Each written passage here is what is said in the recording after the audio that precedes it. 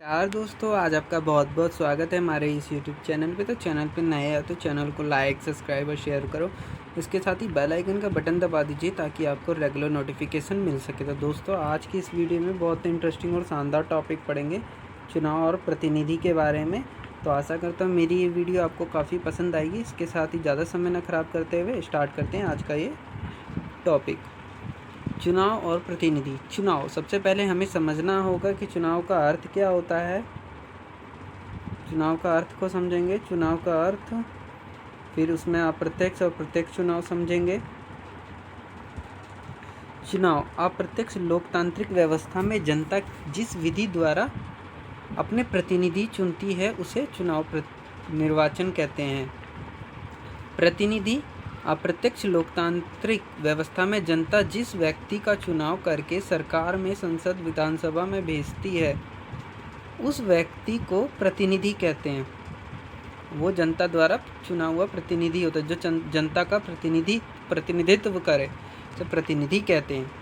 प्रत्यक्ष लोकतांत्रिक, प्राचीन यूनानी नगर राज्यों में जनता एक स्थान पर प्रत्यक्ष रूप से एकत्रित होकर हाथ उठाकर रोजमर्रा दैनिक के फैसले तथा सरकार चलाने में भाग लेते थे, जिसे प्रत्यक्ष चुनाव लोकतंत्र कहते थे। अप्रत्यक्ष लोकतंत्र आधुनिक विशाल जनसंख्या वाले राष्ट्रों में प्रत्यक्ष लोकतांत्रिक व्यवहारिक नहीं रहा। आम जनता प्रत्यक्ष रूप से एक स्थान पर एकत्रित होकर सीधे सरकार की कार्यवाही में भाग नहीं ले सकती है, इसलिए अपने प्रतिनिधियों को भेजकर सरकार में अपनी उपस्थिति दर्ज करवाई जाती है। इसे अप्रत्यक्ष लोकतंत्र कहते हैं।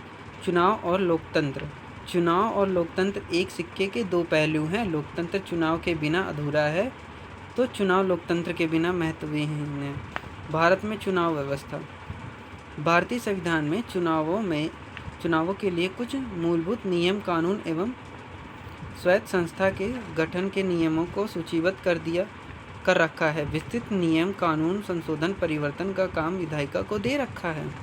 चुनाव व्यवस्था में चुनाव आयोग का गठन, उसकी कार्यप्रणाली, कौन चुनाव लड़ सकता है, कौन मत दे सकता है, कौन चुनाव की देखरेख करेगा, मतगणना कैसे होगी आदि सभी स्पष्ट रूप से लिखा हुआ है। अब दोस्तों, हम लोग पढ़ते हैं चुनाव आयोग। चुनाव आयोग क्या है और चुनाव आयोग में कितने सदस्य हैं।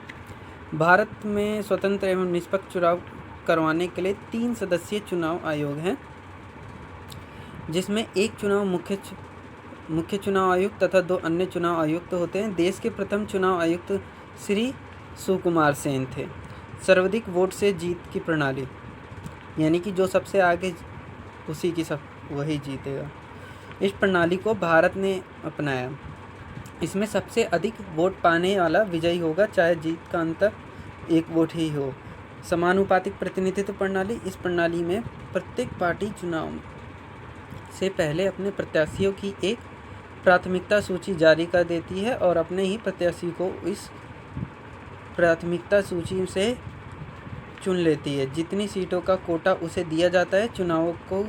चुनावों की इस व्यवस्था को समानुपातिक प्रतिनिधित्व प्रणाली कहते हैं। समानुपातिक प्रतिनिधित्व प्रणाली के 2 रूप या प्रकार होते हैं। जैसे इजराइल व नीदरलैंड में पूरे देश को एक निर्वाचन क्षेत्र में माना जाता है और प्रत्येक पार्टी को राष्ट्रीय चुनावों में प्राप्त वोटों के अनुपात में सीट दे दी जाती है। दूसरा प्रकार अर्जेंटीना व पुर्तगाल में, जहां पूरे देश को बहु-सदस्यीय निर्वाचन क्षेत्रों में बांटा जाता है। भारत में सर्वाधिक वोट से जीत की प्रणाली क्यों स्वीकार की गई, आइए हम लोग डिस्कस करते कि भारत